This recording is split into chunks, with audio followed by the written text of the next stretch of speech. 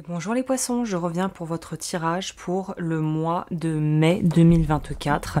Si le tirage principal ne résonne pas avec vous ou que vous voulez des informations complémentaires, il y aura les tirages intemporels que je publie chaque semaine qui pourront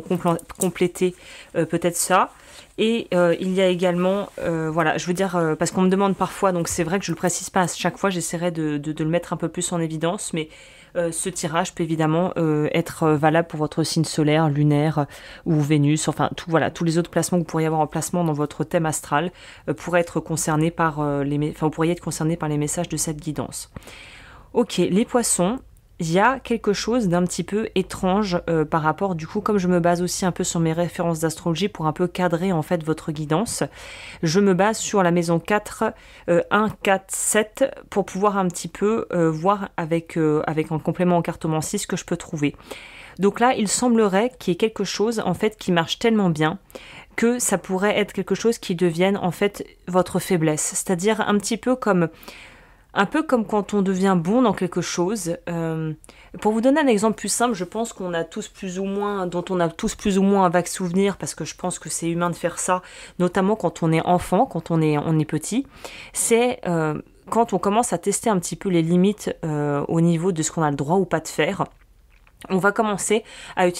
mettre certaines stratégies en place, qui sont très clairement, on peut le dire, des stratégies de manipulation. Mais quand on dit manipulation, tout le monde crie un petit peu « Ah, comment ça ?» Eh ben oui, on peut manipuler, et de toute façon, la manipulation ordinaire, on la fait assez régulièrement dans nos vies de tous les jours. C'est pas forcément quelque chose de malsain, ça devient malsain à partir du moment où on ne respecte pas les besoins des autres, et où on utilise du coup ces outils pour venir à nos fins à tout prix, en dépit de la morale, et finalement des respects, des règles, et on va dire des valeurs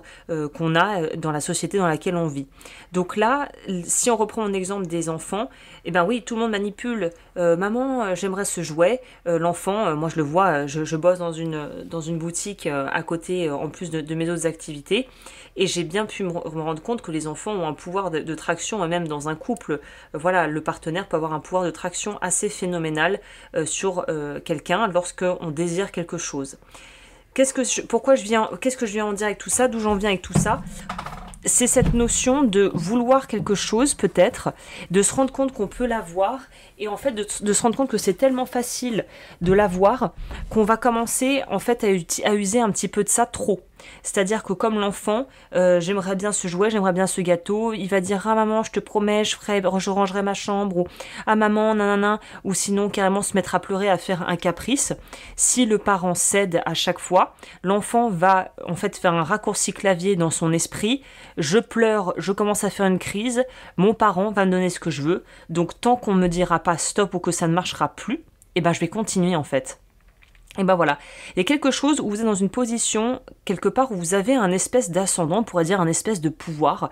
sur quelqu'un, sur peut-être sur vos collaborateurs, peut-être que vous avez un bagou du feu de Dieu si vous êtes un commercial ou que vous bossez voilà, avec une équipe dans un job qui requiert d'être en présence d'autres personnes peut-être, mais il y a vraiment, vous avez un bagou de fou, et c'est là où il faut faire attention à ce qu'on fait avec, c'est-à-dire c'est, encore une fois, c'est une question de dosage. C'est comment je me positionne, qu'est-ce que je fais de ce pouvoir, on pourrait dire que j'ai, de cette espèce de facilité à pouvoir en fait débloquer ce que je veux, qu'est-ce que j'en fais? Dans quel but je vais l'utiliser. C'est un peu comme quelqu'un qui pourrait être très bon dans un domaine, mais qui tombe entre les mains d'une personne qui lui propose vraiment de faire des choses qui finalement ne sont pas à faire, et je sais pas, l'appel du gain, du pouvoir, de la richesse, de la reconnaissance, peut en fait jouer contre vous. Donc vous êtes à la fois très facilement manipulable, et vous pouvez très facilement manipuler pour arriver à ce que vous voulez. Donc encore une fois, il n'y a pas à démoniser l'aspect de la manipulation ordinaire et la courante, voilà, c'est la chose courante qu'on fait tous plus ou moins, voilà, c'est comme les petits mensonges, comme on dit en anglais, les white lies, c'est, vous avez une amie qui vous dit, ah, elle est pas super cette robe, là, c'est là où elle vous manipule un peu, c'est quand elle vient avec cette intonation, c'est pas qu'est-ce que t'en penses de ma robe? C'est plutôt valide que j'ai choisi une super robe que moi je trouve géniale. Elle est même pas là pour vous demander vraiment votre avis, elle est juste là pour que elle vous utilise juste pour que vous validiez. Ah oui, elle te va super bien. Alors que si vous lui disiez vraiment peut-être le fond de votre pensée, peut-être qu'elle serait très déçue ou vexée. Vous voyez ces petites nuances qui sont très subtiles, parfois pas tant que ça, mais qui rendent la lecture, notre grille de lecture vis-à-vis face aux autres, bah finalement, plus si claire que ça, plus si évidente que ça. Je fais parfois des références filmographiques parce qu'en ce moment je regarde pas mal de vieux films et il y a un film, alors attention, âme sensible, s'abstenir, mais c'est cette notion du bien, du mal, de ce qu'il faut faire, de ce qu'on a le droit de présenter, en fait des libertés qu'on peut prendre sans prévenir autrui et de voir les conséquences et d'être conscient des conséquences et des impacts que cela pourrait avoir sur votre vie et celle des autres. Le film qui m'est venu spontanément en tête pour vous, c'est Cape Fear de Martin Scorsese. Il y a une autre version ancienne antérieure qui est des années 50 je crois, mais moi j'ai pas vu l'ancienne, j'ai vu que celle de Martin Scorsese avec De Niro, qui est vraiment super là-dedans. Il joue son rôle à la perfection, c'est incroyable. Et ça parle, c'est un film, je trouve comme on en fait de moins en moins, où il n'y a pas du tout noir ou tout blanc, où il y a une espèce de ligne grise, où les torts sont partagés, et finalement c'est à nous de prendre là-dedans et de tirer la morale, de tirer la morale de l'histoire, mais il n'y a pas un truc prémâché où c'est lui le méchant, c'est lui le méchant. Parce que dans ce film, ce qui est très intéressant, c'est que De Niro, du coup, joue le méchant. De Niro, en fait, va aller très loin, mais je veux pas vous spoiler le film si vous voulez le voir, mais il va très loin, parce qu'en fait, on apprend à la fin du film pourquoi, en fait. Donc voilà, c'est très intéressant. Je pense que si je vous parle de ça, c'est qu'il y a quelque chose qui dans votre tirage se prête à ce genre peut-être de questionnement. Donc je disais âme sensible, si vous n'aimez pas trop l'effet un peu thriller où il y a un peu de sang, voilà, je pense que ne vous infligez pas ça, mais si vous aimez ce genre de film, foncez, c'est un super film. Pour ce qui est de justement ce rapport du coup aux autres dans votre plutôt cadre personnel, au sein de votre famille, c'est pareil. Il y a, semble-t-il, quelque chose qui doit, comme s'il fallait mettre carte sur table par rapport à une situation où on sait qu'il y a quelque chose qui tourne pas rond. On est conscient qu'il y a une zone grise un peu là, finalement, on sait pas trop, hein, mais on n'a pas envie de s'y aventurer parce qu'on se dit si je commence à à me mettre sur ce sujet, à tomber là-dedans, en fait, je vais peut-être me retrouver à m'embourber dans quelque chose qui sera finalement pas très agréable à vivre. C'est un peu, vous savez, ce genre de conversation qui, si elles ne sont pas posées et dites clairement, si les malaises ne sont pas désamorcés, en fait ça devient un peu l'éléphant rose dans la pièce, que tout le monde ressent, que tout le monde peut voir même, mais dont personne ne veut parler. Donc là, il y a dans votre cadre familial une nouvelle ou peut-être beaucoup de communication, mais des communications qui sont parfois un peu tronquées et un peu biaisées. J'ai envie de vous dire, en mai, si vous vous retrouvez dans la situation machin a dit que machin, et que vous êtes vraiment concerné directement par la requête ou par la critique ou par ce qui est dit, la meilleure chose à faire, c'est de dégainer son téléphone ou d'aller voir la personne et lui dire « Écoute, est-ce que je pourrais parler un moment avec toi ? J'aurais besoin d'éclaircir quelques points par rapport à quelque chose dont on m'a fait part. Je voudrais juste savoir, avoir ton point de vue, ou voilà, vous amenez la chose de la manière la plus voilà, conciliante possible, on va dire. Et une fois que vous êtes avec la personne, il paraît que, on a dit ça. Je voulais savoir si c'était vrai. Il paraît que tu as dit ça sur moi, j'aimerais savoir si c'est la vérité. Et si vous retrouvez quelqu'un qui essaye un petit peu de faire un peu comme le téléphone arabe, à vouloir transmettre des infos et à la fin c'est complètement déformé. D'ailleurs, c'est très intéressant parce que je crois que le téléphone arabe, enfin moi à mon époque, je ne suis plus toute jeune, on avait ce jeu où on se mettait tous en rond quand on était jeune, on passe le début d'une phrase, l'autre personne ajoute un verbe, un complément, ou ajoute une autre phrase, je sais pas, par exemple, Jean est allé à la plage, la personne derrière doit chuchoter dans l'oreille de l'autre, Jean est allé à la plage en chaussettes. Et après, en fait, chacun ajoute à l'histoire quelque chose. Et en fait, vous allez vous rendre compte qu'à la fin, enfin, nous, c'était comme ça, la plupart du temps, c'est qu'à la fin, les phrases deviennent tellement longues qu'on ne peut plus tout mémoriser et qu'on commence un peu à inventer. Et à la fin, on arrête le jeu quand finalement ça a plus rien à voir avec le début de phrase et que quelqu'un a vraiment perdu le fil. Et généralement, quelqu'un dans ces cas-là dit je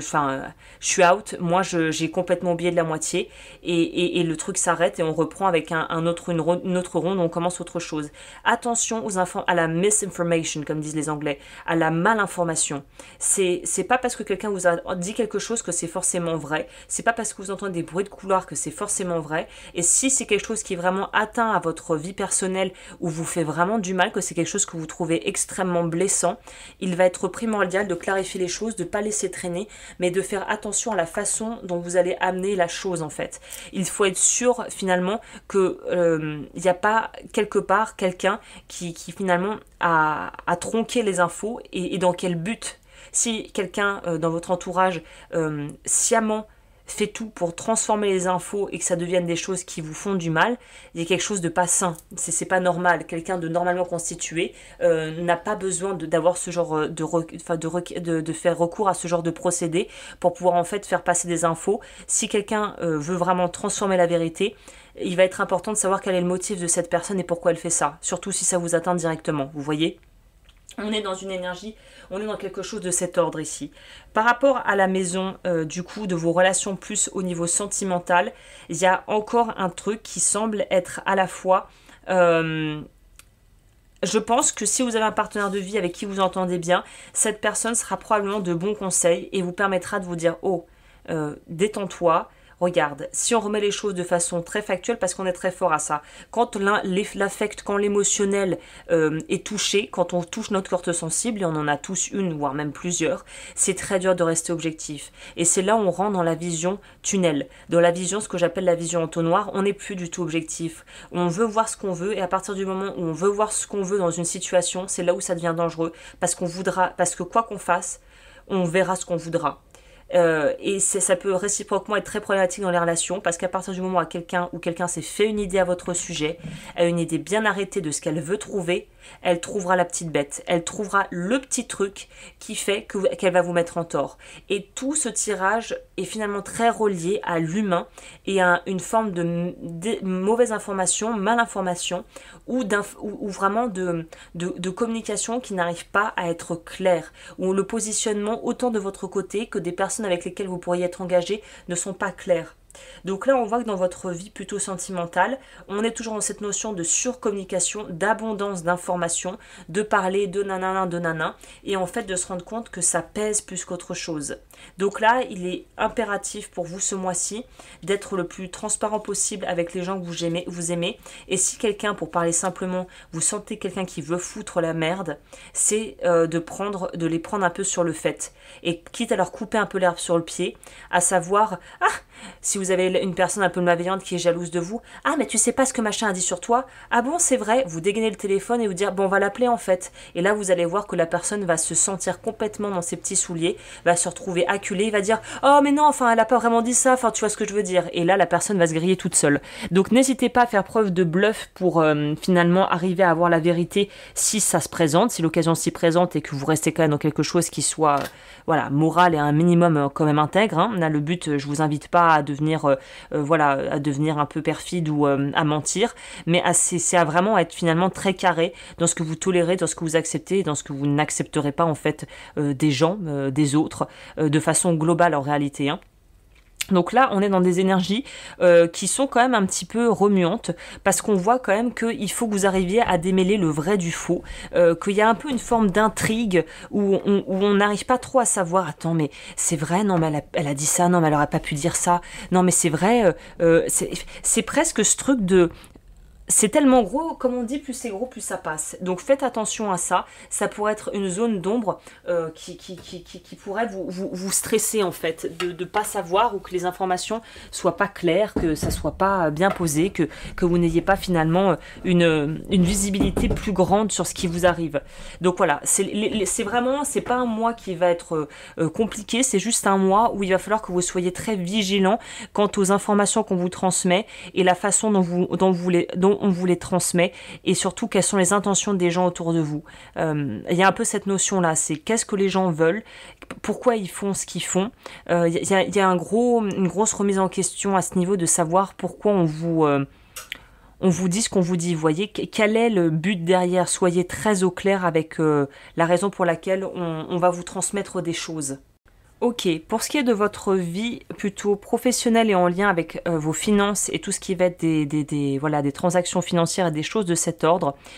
il y a autre chose qui se dessine ici, et cette autre chose, c'est une forme justement de vouloir avoir une forme de pouvoir sur l'autre, une forme de prise. Attention, j'ai pas dit emprise, j'ai dit juste prise, que ça soit par rapport à quelque chose au niveau de ce qui est financier, par rapport à un patron. En tout cas, c'est quelqu'un ici essaye d'avoir en fait un ascendant sur quelqu'un d'autre. Donc, qu'est-ce que ça veut dire pour moi? Ça veut dire que on a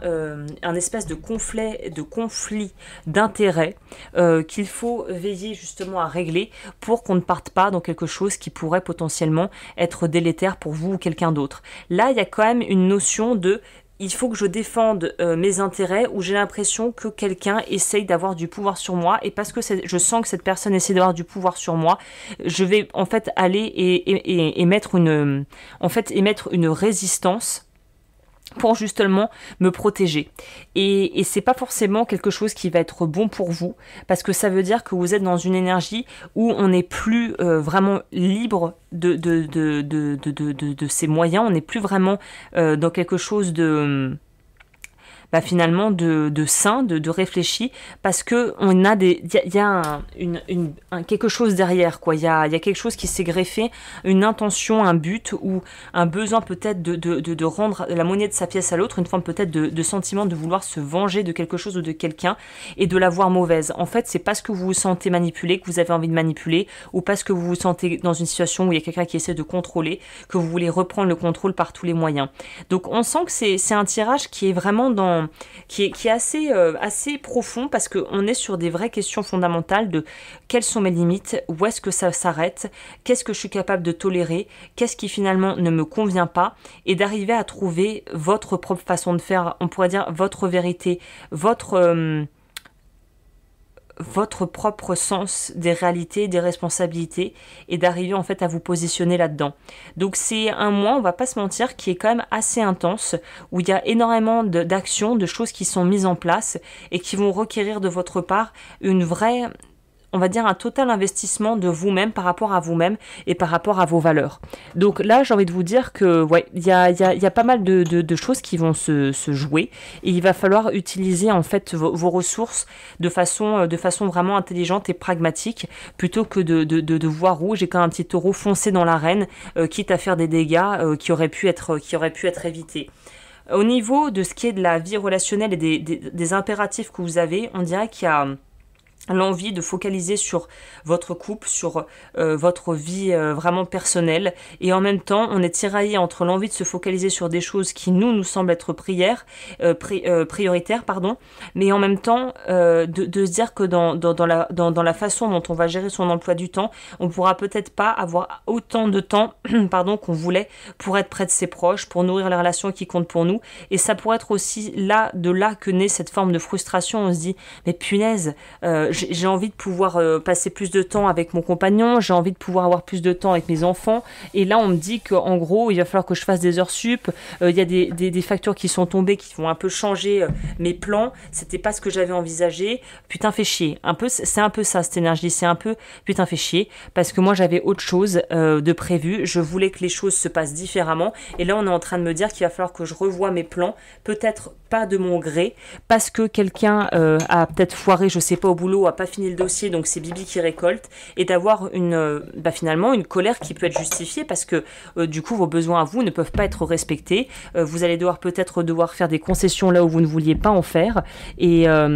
c'est compréhensible. Donc c'est quelque chose où il faut pas vous auto-flageller, faut juste essayer de comprendre comment vous pouvez essayer de finalement accepter ce que vous vivez, et de vous dire bon bah voilà, c'est ce que c'est, malheureusement pour l'instant on va pas pouvoir faire autrement, mais moi de mon côté je vais essayer de gérer les choses en étant le plus adulte et le plus on va dire le plus comment je peux dire, le plus en étant le plus objectif, c'est pas vraiment le terme, en étant le plus pragmatique possible, si vous voulez. En ce qui concerne vraiment les choses là qui vont être en lien avec finalement les transformations profondes qui vont être appelées à arriver en mai, et puis aussi la partie un peu moins visible de l'iceberg avec la maison douce qui est plutôt de la maison douce douce qui est pas forcément douce d'ailleurs, hein, mais qui est en lien avec d'ailleurs votre signe, le signe des poissons. La maison douce, c'est tout ce qui va avoir lieu, enfin ce qui se passe dans la conscience, qui se trame un petit peu, un petit peu pour moi c'est les coulisses de votre vie. La maison 12 là, on nous dit dans la maison 12 que vous allez être vraiment porté à voir, il y a quelque chose qui va être mis en lumière. Vous pourriez, on va très clairement avoir des petites surprises au niveau professionnel. J'ai l'impression que ça touche plutôt votre vie professionnelle, si je devais être tout à fait transparente avec vous. Je pense que c'est de là que va découler peut-être le plus de vos sources peut-être de remise en question. C'est pas trop la vie pro, je veux dire c'est pas trop la vie personnelle. Je pense que c'est plus en lien avec votre vie pro, où là on va avoir un petit peu peut-être une petite remise en question par rapport à peut-être aux personnes avec qui vous travaillez, je ne sais pas. Mais là, on voit que ce qui est en lien avec ce que vous créez concrètement, on n'est pas dans les pensées, je veux dire, on n'est pas dans la sphère du mental, on n'est pas dans la sphère de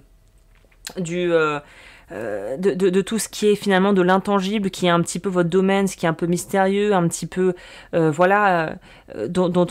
on sait peu de choses,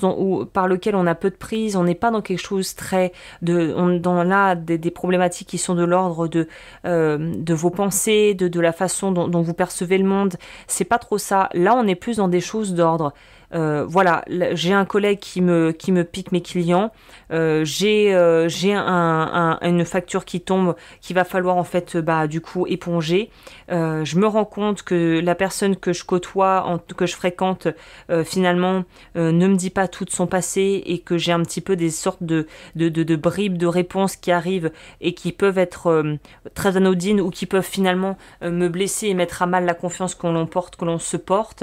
Ça peut être cette notion de là, je crois qu'au niveau de vos engagements, vous allez revoir clairement vos engagements. Je sais pas, il y a une annonce, il y a quelque chose qui va tomber, qui va vous pousser à revoir à revoir vos certitudes, tout simplement. Je pense que c'est la façon la plus simple dont je pourrais mettre ça. Au niveau de vos challenges, de ce qui se passe en coulisses et de ce qu'il y a à voir, vous allez être obligé de vous remettre en question. Voilà, beaucoup d'esprit de décision, de trancher, de couper, de vouloir mettre les choses à plat, et ensuite de mettre en action la suite du film. Mais là, on dirait que vous voulez vraiment, il y a quelque chose qui va vous obliger à revoir le plan. En gros, c'est ça. Alors évidemment, c'est un tirage général, je ne sais pas ce que c'est, mais il y a clairement cette énergie-là. Il va falloir revoir le plan, et le revoir assez rapidement, assez fraîchement, parce que ça va impacter, je pense, votre été. Donc je ne sais pas, c'est peut-être une super nouvelle, mais j'ai quand même des cartes qui me laissent à penser que c'est quelqu'un qui peut-être,